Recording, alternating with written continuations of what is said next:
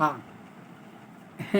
Discovery का पिटावा के क्रम में कल मतलब पिछले एपिसोड में बताया कि गोस्वामी तुलसीदास ने चातुर्मास प्रवास किया और तुलसीदास जी के परामर्श से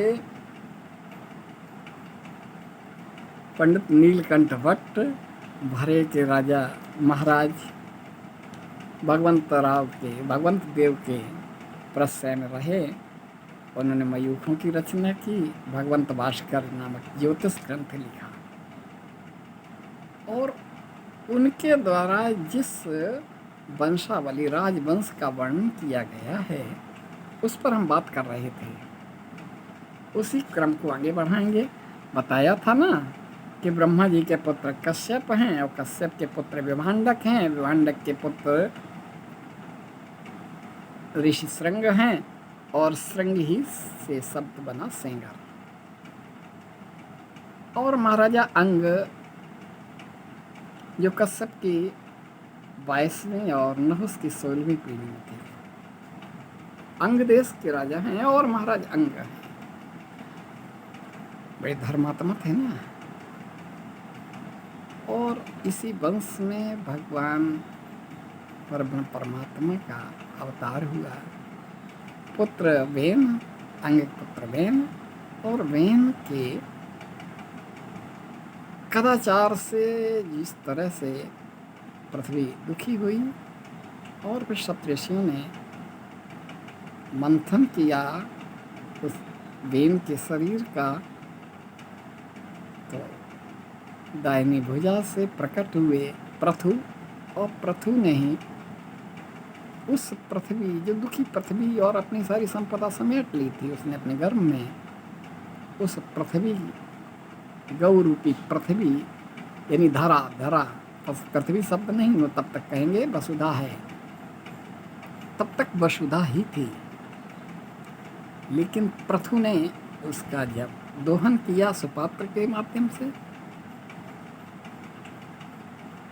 और पृथु के नाम से यानी पृथु ने जिस तरह से वसुधा का दोहन किया तब नाम पड़ा पृथ्वी।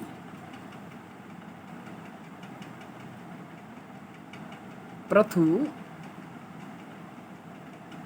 की पुत्री के रूप में वसुधा को पृथ्वी नाम दिया गया। उससे पहले पृथ्वी शब्द नहीं था। अब देखें, और महाराजा अंग की 7वीं पीढ़ी में महाराज लोमपाद हुए। और ये लोमपाद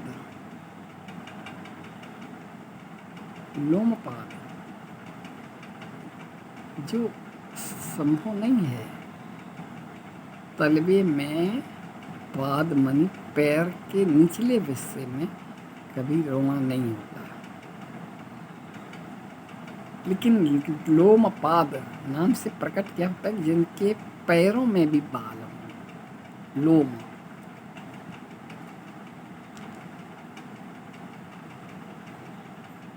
ऐसे लोमपाद नाम महाराजा लोमपाद हुए। और वे अयोध्या के राजा दशरथ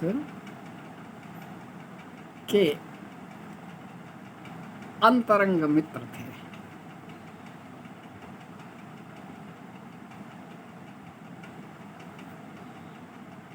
तो लोमपाद निसंतान थे और उन्होंने राजा दशरथ की पुत्री, 4 पुत्र हैं, राम लक्ष्मण भरत शत्रुघ्न, 5वीं पुत्री है जिसका नाम है शांता। शांता को गोद ले लिया। अब शांता, दशरथ की पुत्री शांता अंग के सातवीं पीढ़ी के राजा लोमपाद की दत्तक पुत्री हो गई। गोद ले लिया ना।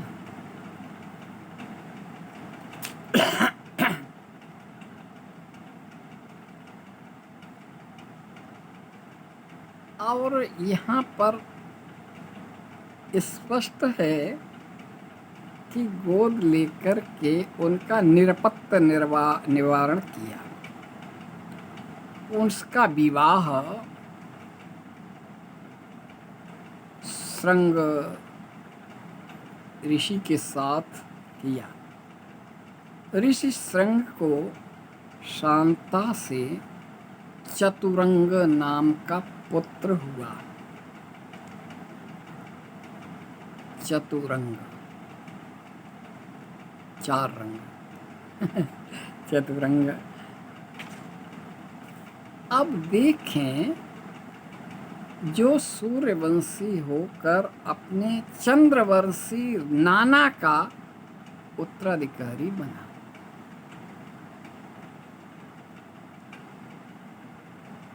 चतुरंग जो हुआ, वह चतुरंग सूर्यवंशी होकर के अपने चंद्रवंशी नाना का उत्तराधिकारी हुआ।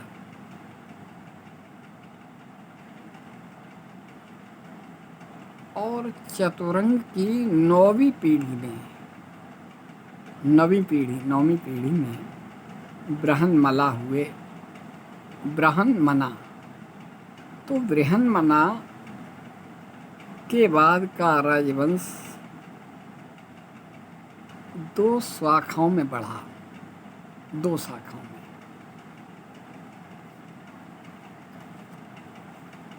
अब देखें, अभी तो हमने भगवान राम की बहन यानी शांता की बात कही थी। बड़े ध्यान से कथानक बड़ा महत्वपूर्ण है। और ये पंडित नीलकंठ भट्ट ने जो परिचयात्मक राजवंश का, उसी का ये विश्लेषण है, ये भाष्य है, ये कथानक। अब बड़ी शाखाओं में क्रमशः जयद्रथ हुए, वही जयद्रथ, दृढ़व्रत हुए, विश्वजित हुए, कर्ण हुए और विकर्ण हुए। और फिर विकर्ण के 100 पुत्र हुए। वह क्रम चलता रहा। उधर हम बात बाद में करेंगे। पहले देखें, अब छोटी शाखा के क्रमानुसार विजय हुए, धृति हुए, धृतिव्रत हुए, सत्यकर्मा हुए और अधिरथ हुए, कर्ण हुए, वृषसेन और वृष हुए।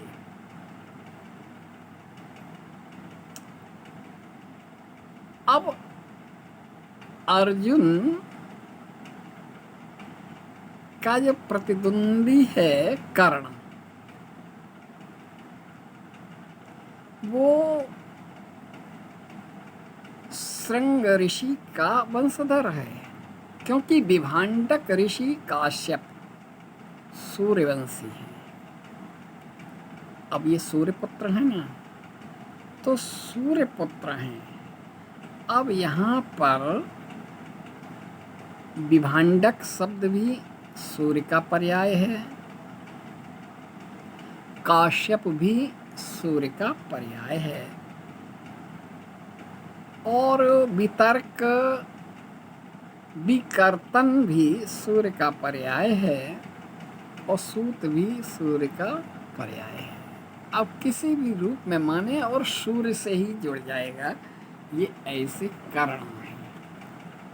कर्ण का नाम पंडित नीलकंठ भट्ट ने स्पष्ट रूप से कहा है, कर्ण और विकर्ण। अब वही कर्ण हैं, पूरी रस्म रथी जिन पर पंडित राष्ट्र कवि रामधारी सिंह दिनकर ने लिखी है। अब सूर्य और चंद्र वंश। जिस तरह से चतुरंग की बात आई थी ना, सूर्यवंशी होते हुए चंद्रवंशी नाना के उत्तराधिकारी हुए, वही चीज वहाँ भी।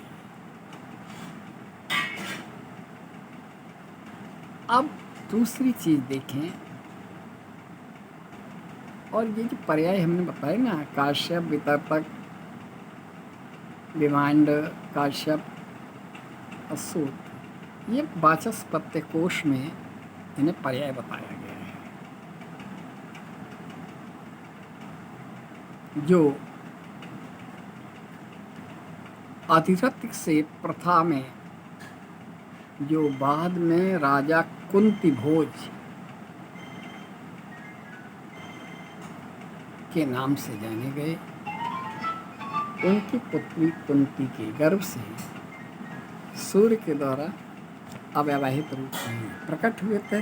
और आज का इसी प्रसंग को यहीं विराम देते हैं, और अभी आगे और है, भरे का ही राजवंश चलता रहेगा। हमने कहा पूरे भारतवर्ष